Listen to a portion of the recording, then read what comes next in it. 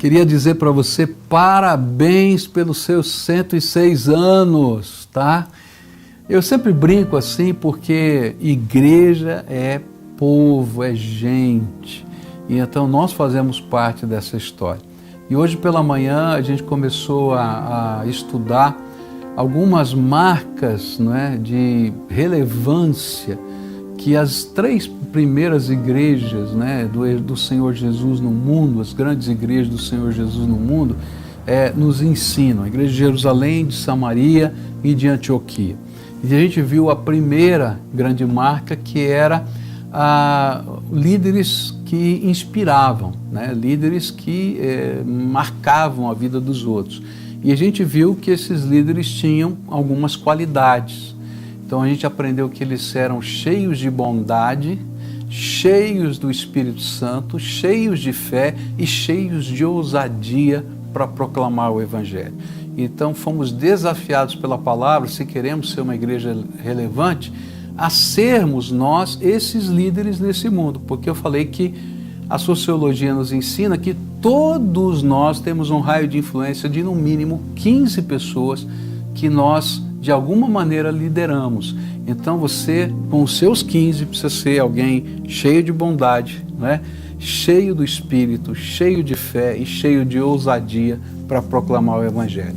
Mas eu queria olhar para alguma outra dessas marcas de relevância. E eu quero me basear agora em 2 textos. O texto de Atos 4, versículos 32 a 35, e depois de Atos 11, 28 a 30, onde a Bíblia diz assim: da multidão dos que creram, uma era a mente e um o coração. Ninguém considerava unicamente sua coisa alguma que possuísse, mas compartilhavam tudo o que tinham. Com grande poder, os apóstolos continuavam a testemunhar da ressurreição do Senhor Jesus, e grandiosa graça estava sobre todos eles. Não havia pessoas necessitadas entre eles, pois os que possuíam terras ou casas as vendiam e traziam o dinheiro da venda e o colocavam aos pés dos apóstolos, que o distribuíam segundo a necessidade de cada um. Agora Atos 11 diz assim: um deles, Ágabo, um profeta chamado Ágabo, levantou-se pelo Espírito, predisse que uma grande fome sobreviria a todo o mundo romano, o que aconteceu durante o reinado de Cláudio. Os discípulos, cada um segundo as suas possibilidades, decidiram providenciar ajuda para os irmãos que viviam na Judéia, e o fizeram enviando suas ofertas aos presbíteros pelas mãos de Barnabé e Saulo.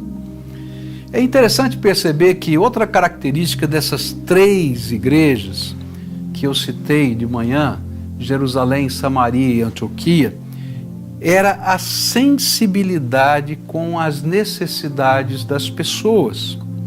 Era a disponibilidade para ajudar. E isso era visto como essencialmente espiritual. Não havia uma dicotomia entre a necessidade material, a ação social, o serviço a favor das pessoas e a espiritualidade. Uma era consequência natural da outra. Por quê? Porque essa sensibilidade era a manifestação do amor prático que os fazia repartir. Esse movimento de fé e de liberalidade para com os necessitados era uma expressão do amor de Jesus que se materializava em ofertas, doações e serviços. Esse era um amor que impressionava, porque concretizava o testemunho da sua fé. Olha só o que a Bíblia diz em Atos 2:47. Louvando a Deus e tendo a simpatia de todo o povo, e o Senhor lhes acrescentava diariamente os que iam sendo salvos. No mesmo texto que diz que não tinha necessitados, ele diz assim, que por causa de tudo que Deus estava fazendo, as manifestações do poder de Deus, o cuidado que eles tinham com os irmãos, o cuidado que eles tinham com os necessitados, a igreja caía na simpatia de toda a população. Dizia, que povo é esse? e as pessoas começavam a ser atraídas a Jesus, e a cada dia a gente ia se convertendo. E o que eu entendo estudando esses textos é que, mais do que nunca, nós precisamos que todos nós que somos a Igreja de Jesus possamos nos unir para socorrer esse mundo que está agonizando, especialmente nesse tempo de pandemia. E é por isso que a igreja está se movimentando de várias maneiras diferentes. A gente que levantou aqui o nosso projeto Levanta, né, que é voltado para empresários, para pequenos empreendedores, para profissionais liberais, e nós queremos ajudar você. Nós criamos lá um canal de serviços, onde você pode contratar uma dessas pessoas nesse canal de serviço. Por quê? Porque nós queremos ajudá-los a ter o sustento na sua casa. Onde um grupo de mentores está fazendo um trabalho de mentoria com os negócios dessas pessoas, gratuitamente, porque nós queremos ajudá-los a se sustentarem, onde palestras são dadas para a gente crescer de alguma maneira, informações são trocadas, sabe? O que nós queremos nessa hora é entrar na necessidade deles, dizendo, olha, Jesus nos mandou abençoar você, é isso que a gente está fazendo. Outro projeto que a igreja está fazendo nesse tempo é o Ombro Amigo. O Ombro Amigo é um projeto com os profissionais na área de saúde, os enfermeiros, os atendentes, o pessoal que trabalha lá limpando as UTIs que são de Covid, esse povo os médicos, esse povo que está lá na linha de frente, eles estão desgastados. Num hospital, tá, que tem um número grande de leitos de UTI, foi feito um desafio para que mais profissionais pudessem trabalhar lá naquela área. Eles têm muitos médicos, só 8 se candidataram para isso, porque o resto não queria se meter com esse negócio, não. Então, o que acontece? Essas pessoas começam a ficar sobrecarregadas. E aí, então, entra o nosso papel. Nós estamos lá para abençoar, para cuidar, para orar junto, para ouvir o que está acontecendo, para atender a família deles quando eles estão vivendo alguma dificuldade. Por quê? Porque esse é o amor de Jesus concretizado em ação. Olha, essas máscaras que as irmãs da igreja têm feito, né? Gente, foram produzidas essa semana mais 2.500 máscaras. Então nós tínhamos 13.500, nós já estamos com quanto? 16.000, né? Que foram feitos. Que coisa linda, essas irmãs estão trabalhando. Nessa semana nós iniciamos uma parceria com o Estado num programa chamado Comida Boa, onde é distribuído vouchers, né, para que essas pessoas vão no mercado fazer a sua compra. E foram contactadas dentro desse programa pelo povo da nossa igreja, pelos nossos voluntários, 5.366 pessoas, dizendo, vem aqui que eu estou com o seu voucher na minha mão. E desses 5.366, nós distribuímos essa semana, ajudando o governo do estado que não tinha estrutura, a Caixa Econômica que não tinha estrutura e demais órgãos que não tinham estrutura, distribuímos 3.544 cartões de alimentação, tickets de alimentação. Foram 63 voluntários da PIB trabalhando nos dias 11, 12 e 13, bem no aniversário da igreja, né? E foram produzidas para esse projeto 2.250 máscaras. Então a pessoa vinha para a fila, não tinha máscara, a gente dava uma máscara para eles, para que isso pudéssemos ajudá-los também nisso. Que coisa linda, dá uma olhada. Eu sei que nesse tempo você viu algumas fotos desse projeto que eu pedi que fossem colocadas. Pessoal lá trabalhando, pastores trabalhando, voluntários trabalhando, gente boa, louvado seja Deus por essa gente. Nós estamos dando apoio a outras igrejas da nossa cidade que também estão executando esse mesmo projeto. Além disso, nossa igreja distribuiu nesse período 1.000 cestas básicas que já foram distribuídas. E sem contar aquilo que não está contabilizado aqui, que não foi indicado aqui, que foi feito por você, pela sua célula, nessas várias ações de bondade. Mas por que eu estou reportando esses fatos? Eu estou reportando para desafiar você a ser parte desta sensibilidade espiritual. Sim, é espiritual. O Senhor usou um profeta como Ágabo para revelar a necessidade. mas foram as pessoas que entenderam que a resposta à revelação da necessidade era uma ação de amor relevante delas. Eu acho que diante desta pandemia, você não precisa de um profeta para revelar que está havendo necessidade. Você está vendo, basta olhar à sua volta. Mas você precisa ser cheio da graça de Deus para decidir ser parte da solução. É claro que a solução para um problema tão grande não está numa pessoa só. Por isso que a Bíblia diz que era conforme as suas possibilidades que eles estavam fazendo isso.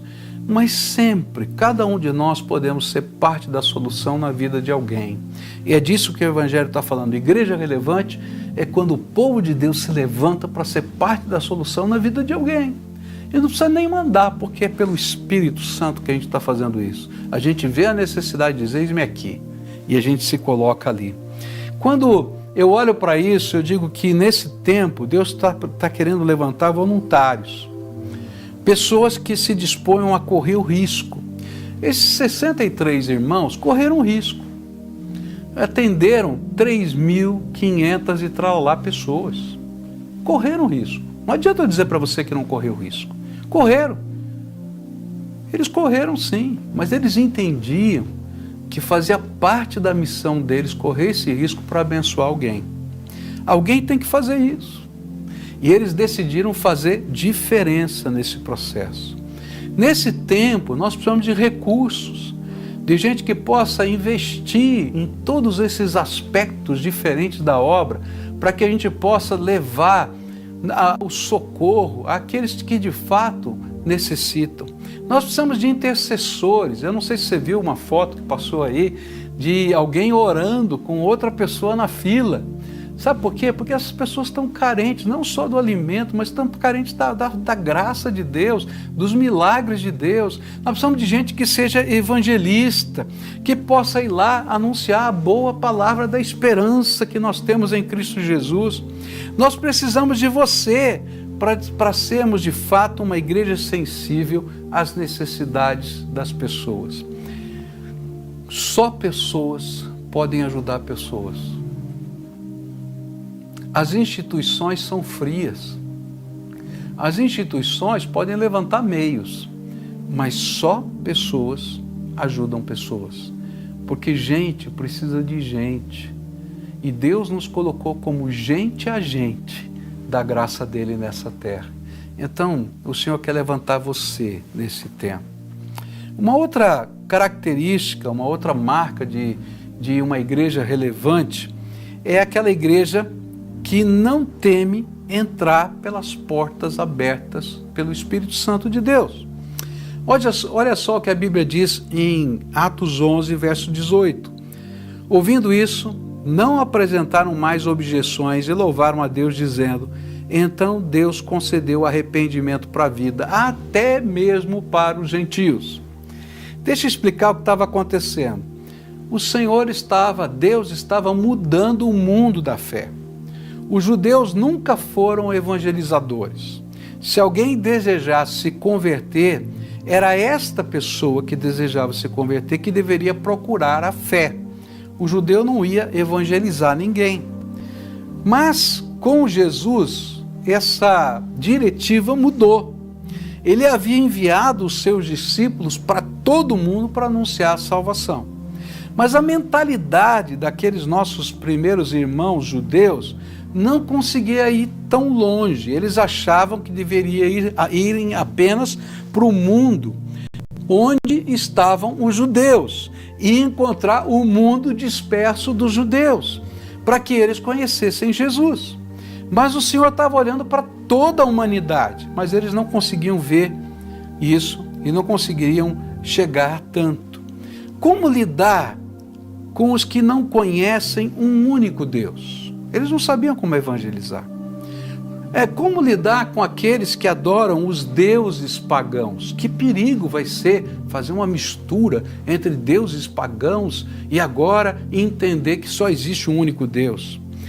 Eles têm costumes tão diferentes. Como é que a gente vai lidar com esses costumes? A moral deles é tão permissiva. Como é que a gente vai lidar com essa moral permissiva? Será que de fato eles vão ser capazes de viver uma conversão radical? Será que a gente vai conseguir isso? Será que esta mistura que pode surgir com a pregação do Evangelho para todo mundo não vai corromper a pureza da fé? Essas eram as dúvidas daqueles homens e muitas delas com razão. Mas o Senhor tinha pressa e por isso, através do movimento do Espírito Santo, eles foram empurrados a receber os samaritanos.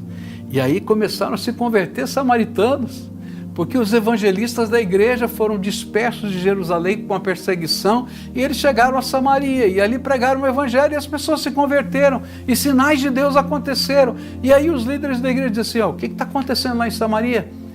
Que lá Filipe está pregando o evangelho para samaritano? Que negócio é esse? E aí vão os apóstolos ver o que está acontecendo. E há o derramamento do Espírito entre os samaritanos. Mas aí não foi um grande problema, porque os samaritanos, na mentalidade dos judeus, eram como que irmãos bastardos. Eles eram aqueles que tinham ficado na terra quando houve o cativeiro babilônico e que se misturaram com os povos da região e fizeram um sincretismo religioso. A religião samaritana, ela tinha um pouco do judaísmo, um pouco dos povos da terra e ficou uma bagunça lá. E por isso eles tinham essa dificuldade. Mas eles tinham lá uma origem, lá no passado. Então vamos lá, nosso irmão bastardo aqui, vamos aceitar, vamos resolver. Mas agora o Senhor estava empurrando na direção dos gentios. E lá vai Pedro na casa de Cornélio. E agora a igreja de Antioquia, e por isso eles mandam o Barnabé para lá. Olha só o que diz a Bíblia em Atos 11, 19 a 23. Os que tinham sido dispersos por causa da perseguição desencadeada com a morte de Estevão, chegaram até a Fenícia, Chipre, Antioquia, anunciando a mensagem apenas aos judeus. Alguns deles, todavia, cipriotas e sirineus, foram a Antioquia e começaram a falar também aos gregos, contando-lhes as boas novas a respeito do Senhor Jesus. E a mão do Senhor estava com eles, e muitos creram e se converteram ao Senhor. E notícias desse fato chegaram aos ouvidos da igreja em Jerusalém, e eles enviaram Barnabé a Antioquia. E este ali chegando e vendo a graça de Deus, ficou alegre e os animou a permanecerem fiéis ao Senhor de todo o coração. Eu sinto em meu coração que algo novo de Deus está acontecendo com toda esta pandemia. Deus está quebrando o orgulho humano. Deus está colocando fome e sede de Deus em todos os corações. Deus está abrindo os meios de comunicação para que, ainda que nós estejamos distantes, nós possamos estar perto das pessoas. Deus está dando a nós as condições de adentrarmos o mundo com a palavra e com a possibilidade de fazer o evangelho chegar a todas as pessoas em nossa geração. Sabe, antigamente para chegar o evangelho num lugar tinha que mandar um missionário. Hoje você abre o seu computador e você prega o evangelho com uma pessoa em qualquer lugar do mundo. Por isso eu quero desafiar você a ser alguém que entra nesse mundo novo e adentra a porta que Deus está abrindo agora e não teme adentrar por essa porta. Deus está querendo levantar você como um discipulador, um líder de célula online, uma pessoa que pode ser membro da nossa igreja mesmo de modo virtual. Alguém que vai abrir uma nova célula em qualquer lugar dessa terra. Você não pode deixar de perceber que Deus está abrindo portas que antes estavam fechadas. Eu quero dizer para você que já foram distribuídas em forma virtual, tá? Em todas as línguas do mundo, nesses aplicativos de Bíblia, 300 milhões de cópias da Bíblia. 300 milhões de cópias da Bíblia, estão na mão das pessoas, através desses meios eletrônicos. Pessoas estão pedindo o batismo hoje, para nós aqui na igreja, na Itália, em Portugal e em tantas diferentes cidades do Brasil. Eu nem sei como é que eu vou resolver isso, tá? Mas eu não posso deixar de enxergar que Deus está falando no coração dessa gente. O que eu desejo é desafiar você a perceber que as portas de Deus já estão abertas. E não estão abertas para mim, estão abertas para todos nós que cremos no Senhor Jesus Cristo e podemos fazer diferença nessa terra. Eu quero dizer para você que o mundo mudou. E o Senhor está nos chamando a servi-lo, entrando por essas portas que Ele abriu. E sabe, algumas portas que Ele abriu para você, Ele só abriu para você e mais ninguém. Elas não estão abertas para mim, estão abertas para você. Então entra por essa porta. E seja como Barnabé, veja a graça de Deus e se alegre e entre pela porta que Ele está abrindo. É interessante porque Barnabé não volta para Jerusalém, ele fica em Antioquia. Porque ele vê que algo tremendo de Deus está acontecendo e ele não queria perder a bênção de participar daquele momento. Ele só sai de lá quando o Espírito Santo o envia junto com Paulo para fazer a mesma coisa que ele estava fazendo em Antioquia e em outras cidades do mundo. Deus tinha planos para eles, mas Deus tem plano para mim e para você também. E nesse tempo de 106 anos de vida da igreja, eu quero dizer, o Senhor está mudando o mundo. E Ele está convocando o seu povo, esse povo que está aqui, dessa igreja, a fazer parte desse santo movimento de Deus, para entrarmos no mundo inteiro com a sua palavra, com os meios que Deus nos deu. Quarta qualidade ou marca está em Atos 13, versículo 1, onde a Bíblia diz assim: na igreja de Antioquia havia os seguintes profetas e mestres: Barnabé, Simeão chamado Negro, Lúcio de Cirene, Manaém, que havia sido criado junto com o governador Herodes, e Saulo. A quarta marca de relevância da igreja pode ser vista nesse texto aqui. A igreja se tornou um lugar de inclusão. A igreja relevante é um lugar de inclusão. A igreja é o lugar para todos os que pela fé creem em Jesus e aceitem ter a sua vida e valores transformados por Ele. Eu creio que era a intenção de Lucas demonstrar isto ao descrever a liderança desta igreja. Ele diz que a igreja era formada de profetas e mestres. E olha quem eram os profetas e mestres. Barnabé, que era natural de Chipre, judeu de fala grega. Simeão, chamado Negro, de uma outra raça. Lúcio de Cirene. Cirene era uma região da hoje atual Líbia, provavelmente também negro. Manaém, alguém rico ligado à corte e à política. E Saulo, um judeu das estirpes mais tradicionais, porque ele era um fariseu. Olha que amálgama que havia nessa liderança. Agora, com essa liderança, imagina a membresia. Como é que é? E eu fiquei emocionado essa semana ao ver os testemunhos no culto da quarta-feira, né, que foi a ceia do Senhor, quando nós pudemos ver cegos, deficientes, surdos, crianças, famílias inteiras de todas as classes sociais e raças, unidas como povo de Deus, celebrando Jesus. É isso que é lugar de inclusão, a igreja, o povo de Deus.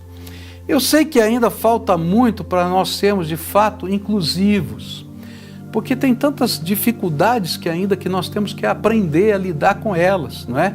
Às vezes a gente é, vamos dizer assim, simpático, né? Então chega, por exemplo, um surdo perto da gente, a gente é simpático com o surdo, mas a gente até foge de conversar com ele porque a gente não sabe os sinais, a gente fica sem graça e tal, a gente não sabe como lidar, às vezes, com um deficiente, né? Um Down ou um autista, que é mais difícil. Então, às vezes, a gente é simpático, a gente teria que dar um passo a mais, a gente está um pouquinho além. Mas eu creio que Deus está nos empurrando para isso, está nos levando para isso. E eu queria dizer para você que isso não pode ser perdido de vista, tem que se tornar um valor. Mas para que isso ocorra, algo tem que mudar dentro da gente. Nós precisamos de um amor como nunca. E precisamos buscar aqueles que ninguém quer buscar para fazer parte da família de Deus. Nós precisamos de você, querido, como voluntário na Cristolândia.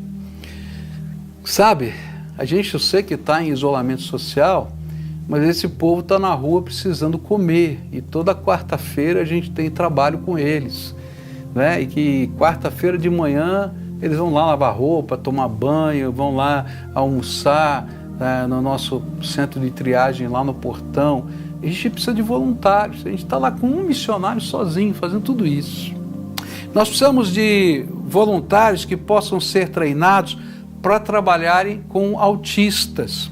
Sabe, existem tantos diferentes tipos de autismo que precisam de atenções específicas, que não dá para a gente ter uma pessoa. A gente precisa ter várias pessoas, quase uma pessoa para cada autista que chega.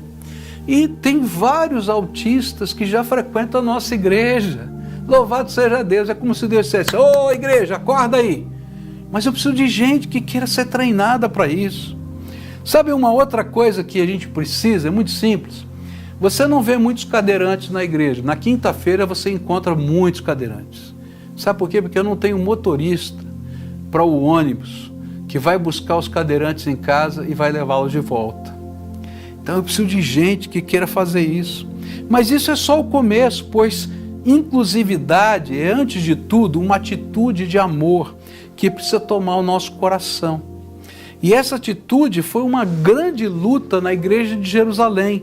E por isso o centro missionário do mundo mudou de Jerusalém para Antioquia, porque eles não conseguiram vencer a luta do coração deles. E aqui é a outra lição: se o nosso coração endurece, nós perdemos a bênção de sermos os agentes de Deus na transformação deste mundo. Eu queria concluir essa mensagem dizendo para você que eu sonho em ser uma igreja parecida com essa, ou com essas 3 igrejas aqui. Eu sonho que Deus me permita ser um líder que tenha bondade no coração, cheio do Espírito Santo, cheio de fé e cheio de ousadia para pregar a palavra. Eu anseio ardentemente que meus olhos estejam abertos e o meu coração sensível para poder trabalhar diante da dor e do sofrimento das pessoas, não apenas como um discurso, mas com ações práticas para fazer diferença. Eu não vou conseguir mudar todas as mazelas desse mundo, mas eu quero tentar fazer o máximo que eu posso em nome de Jesus. E para isso eu quero investir os meus recursos, os meus dons, o meu talento, o meu tempo e crer que o Senhor, enquanto eu faço isso, Ele vai me suprir de todas as necessidades e eu vou poder ser guardado pela sua graça. Eu quero colocar a minha vida nesse projeto. Eu quero estar comprometido com o Senhor para poder, dessa maneira, ser uma igreja que inclui pessoas. Uma igreja que diz: olha, tem lugar para você aqui. Não uma igreja que diz: olha, está tudo bem se você continua no pecado. Não é isso, porque não era assim lá nessas 3 igrejas.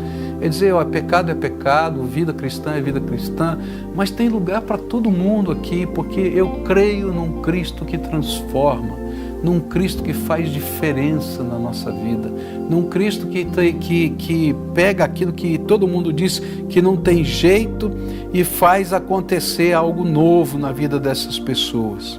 Eu quero ser um líder, parte de uma igreja que, quando Deus abre uma porta, a gente não fica parado do lado de cá só criticando o que pode dar errado, mas eu quero ter a coragem de, pela fé, alcançar aquilo que Deus está colocando à nossa disposição. E eu queria desafiar você a fazer parte dessa igreja. Eu queria convidar você, se você ainda não é membro dessa igreja, a preencher esse formulário que vem aqui e dizer: eu quero fazer parte dessa igreja, eu quero dar os próximos passos.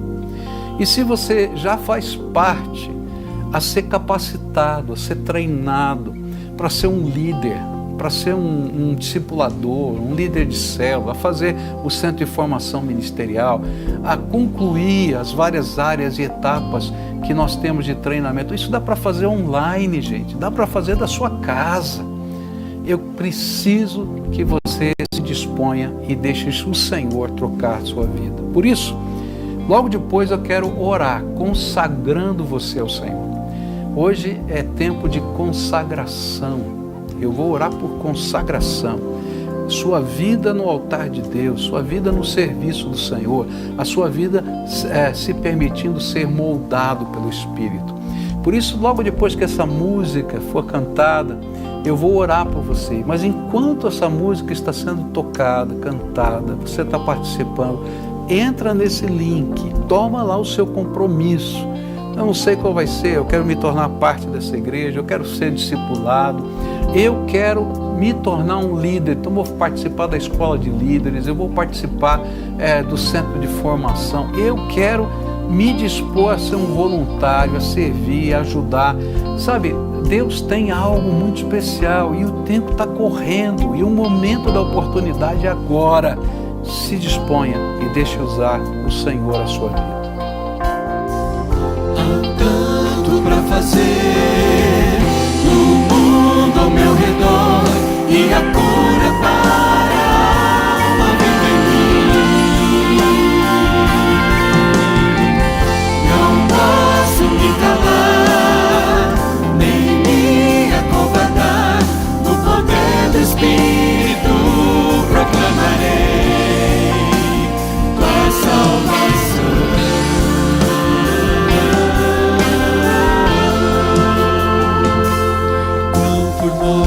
São os pés dos que proclamam teu amor. Quão formosos são os pés dos que proclamam teu perdão. Quão formosos são os pés dos que proclamam teu amor. Quão formosos são os pés dos que proclamam teu perdão.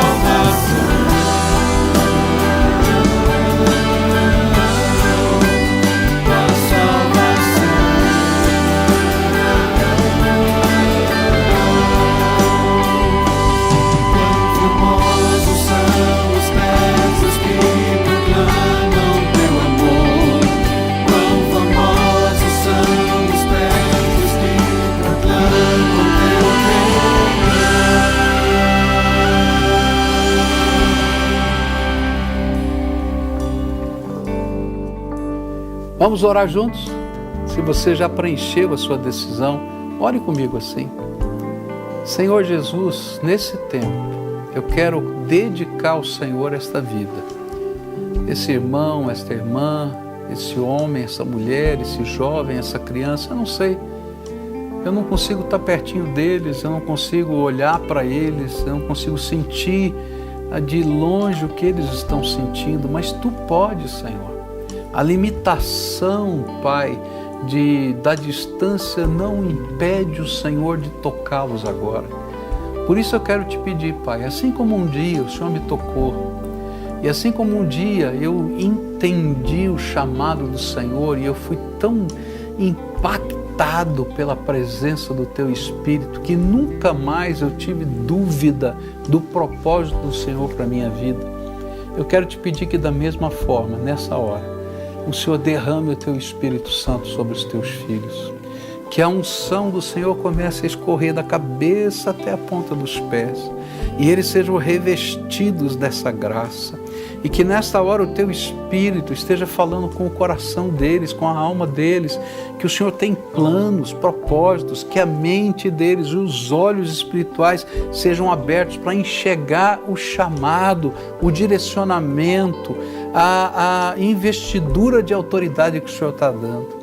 E nesta hora, Pai, como igreja, nós queremos nos comprometer com eles, na medida em que eles se comprometem conosco, a ajudá-los, a treiná-los, a capacitá-los, a acompanhá-los, a chorar com eles e a alegrar-se com eles, Senhor, nos desafios do Teu Espírito.